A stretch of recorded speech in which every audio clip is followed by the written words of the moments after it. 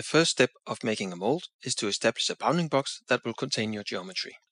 In terms of fabrication, the bounding box represents the actual block of polystyrene. I'll start by making a layer for the bounding box.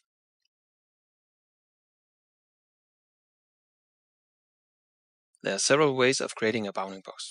I prefer to make a plane from 3 points, then extend the plane edges a bit, and finally extruding the plane to a box. The height of the box should be slightly bigger than the thickness of the geometry.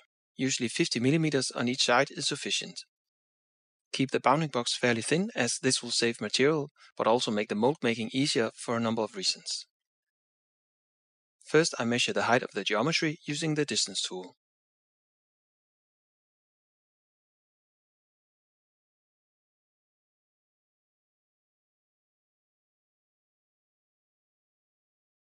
Next, I create a plane from 3 points. Use the midpoint of the hypernym edges as a snap guide.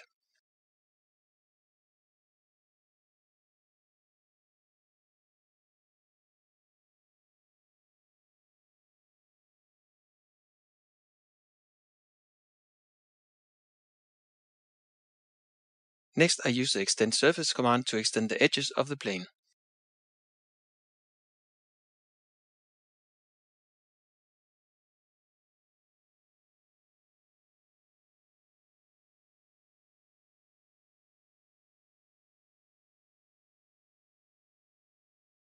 Now for the thickness. I use the measured height and 100 mm divided by 2. This will make the bounding box 50 mm taller than the geometry both on top and the bottom.